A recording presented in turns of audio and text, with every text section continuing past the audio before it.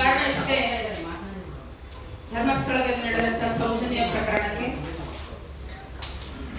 ಅವರ ತಾಯಿ ಕುಸುಮಾವತಿ ಅವರು ನ್ಯಾಯಾಂಗದ ಮೊರೆ ಹೋಗಿದ್ರು. ಹೈಕೋರ್ಟ್ ಅಲ್ಲಿ ಒಂದು ಆದೇಶ ಬಂದಿತ್ತು. ಹಾಗೆ ಸುಪ್ರೀಂ ಕೋರ್ಟ್ ಅಲ್ಲಿ ಈಗ ಬಹಳ ಮುಖ್ಯವಾಗಿ ರಾಜ್ಯ ಸರ್ಕಾರಕ್ಕೆ ಹಾಗೂ ಸಿಬಿಐಗೆ ಒಂದು ಮಾರ್ಗಸೂಚಿ ಕೊಟ್ಟಿದೆ. ಸರ್, ನಾವು ಮಾಡ್ತಾ ಇದೀವಿ, ದಯವಿಟ್ಟು ಕುಸುಮಾವತಿ ಅವರು ರಾಜ್ಯ ಹೈಕೋರ್ಟ್ ನಲ್ಲಿ, ಅದಕ್ಕೆ ರಾಜ್ಯ ಹೈಕೋರ್ಟ್ ಕೂಡ ಒಂದು ಸರ್ಕಾರಕ್ಕೆ ಆದೇಶ ಕೊಟ್ಟಿದೆ.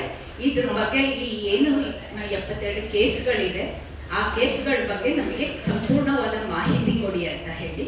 ಇದು ಕೂಡ ಬಹಳ ಒಳ್ಳೆ ಬೆಳವಣಿಗೆ. ನಮಗೆ ಇದು ಕೂಡ ನಮಗೆ ಈ ಮಾಹಿತಿ ಕೊಡೋದು, ತಕ್ಷಣ ಸರ್ಕಾರ ಮಾಹಿತಿ ಕೊಡೋದ್ರ ಜೊತೆ ಅದನ್ನ ಬಹಿರಂಗ ಮಾಡಬೇಕು ಅನ್ನೋದನ್ನ ನಾವು ಕೊಂದವರು ಯಾರು ಆಂದೋಲನದಿಂದ ಕೇಳ್ಕೊಳ್ತಾ ಇದ್ದೀವಿ. ಇದಕ್ಕೆ ಸಂಬಂಧಪಟ್ಟ ಹಾಗೆ ಏನು ಕಾನೂನು ಬಗ್ಗೆ ಏನು ಮಾಹಿತಿ ಕೊಡಬೇಕು ಅದು ನಮ್ಮ ವಕೀಲರಾದ, ನಮ್ಮ ಕೊಂದವರು ಯಾರು ಆಂದೋಲನದಲ್ಲಿ ಸಕ್ರಿಯವಾಗಿ ಭಾಗವಹಿಸಿರುವಂತಹ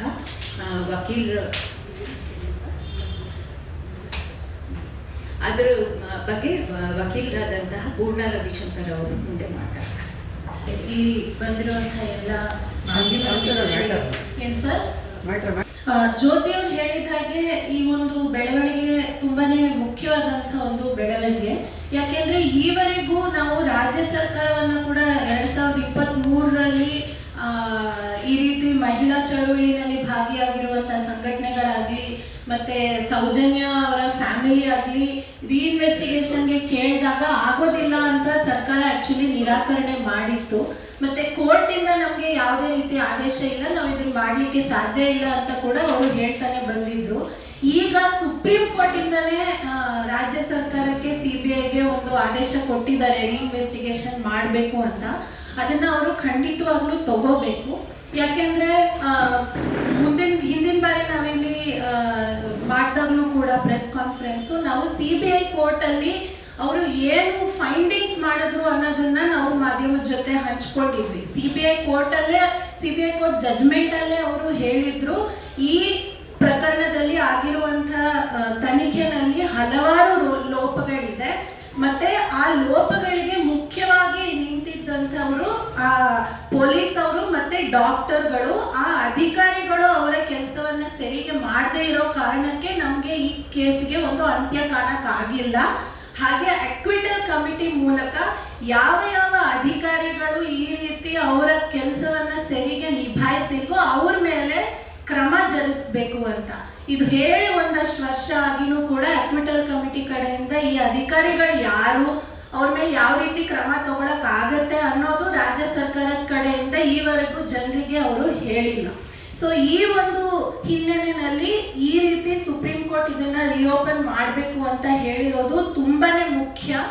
ಅಂಡ್ ಯಾವ್ಯಾವ ರೀತಿ ಸೈಂಟಿಫಿಕ್ ಎವಿಡೆನ್ಸ್ ಇತ್ತು ಅದೆಲ್ಲದನ್ನು ಕೂಡ ಮತ್ತೆ ಮುಂದೆ ರೀಇನ್ವೆಸ್ಟಿಗೇಷನ್ ಮಾಡೋದಕ್ಕೆ ಒಂದು ಅವಕಾಶ ಇದೆ. ಅದನ್ನ ನಾವು ಸ್ವಲ್ಪ ಹೈ ಲೆವೆಲ್ ಟೆಕ್ನಿಕಲ್ ಆಗಿ ಫಾರೆನ್ಸಿಕ್ ಸೈನ್ಸಸ್ ನ ಬಳಸ್ಕೊಂಡು ಆ ಎಲ್ಲ ಎವಿಡೆನ್ಸ್ ನ ವಾಪಸ್ ತರಬಹುದು. ಈ ಹುನ್ನಾರದಲ್ಲಿ ಈ ಸಂಚಲ್ಲಿ ಯಾರ್ಯಾರ ಕೈ ಇತ್ತು ಅನ್ನೋದನ್ನು ಕೂಡ ಇನ್ವೆಸ್ಟಿಗೇಟ್ ಮಾಡೋದಕ್ಕೆ ಇದು ತುಂಬಾನೇ ಒಳ್ಳೆ ಒಂದು ಅವಕಾಶ.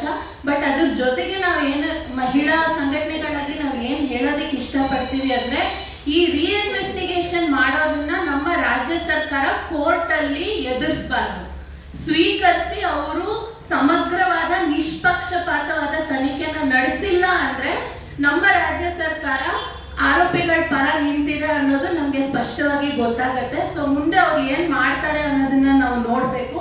ಬಟ್ ಸಿಬಿಐ ಜಡ್ಜ್ಮೆಂಟ್ ಅಲ್ಲಿ ಬಂದಿದ್ದಂತ ಫೈಂಡಿಂಗ್ಸ್ ಹಿನ್ನೆಲೆಯಲ್ಲಿ ಮತ್ತೆ ಈವರೆಗೂ ಆ ಕುಟುಂಬದ ಕಡೆಯಿಂದ, ಚಳುವಳಿಗಳ ಕಡೆಯಿಂದ ರೀಇನ್ವೆಸ್ಟಿಗೇಷನ್ ಆಗಬೇಕು ಅನ್ನೋ ಒಂದು ಪ್ರಪೋಸಲ್ಗೆ ರಾಜ್ಯ ಸರ್ಕಾರ ಒಪ್ಕೊಳ್ಳದೆ ಇದ್ದಿದ್ದಂತಹ ಹಿನ್ನೆಲೆಯಲ್ಲಿ ಸುಪ್ರೀಂ ಕೋರ್ಟ್ ಕಡೆಯಿಂದ ಬಂದಿರುವಂತಹ ಈ ಆದೇಶವನ್ನ ನಾವು ವೆಲ್ಕಮ್ ಮಾಡ್ತೀವಿ, ಸ್ವಾಗತಿಸ್ತೀವಿ. ಇದನ್ನ ನಮ್ಮ ರಾಜ್ಯ ಸರ್ಕಾರ ಸೀರಿಯಸ್ ಆಗಿ ತಗೋಬೇಕು ಅನ್ನೋದು ನಮ್ಮ ಮುಖ್ಯ ಒಂದು ಬೇಡಿಕೆ ತಿಳಿಸಿದ್ದಾರೆ.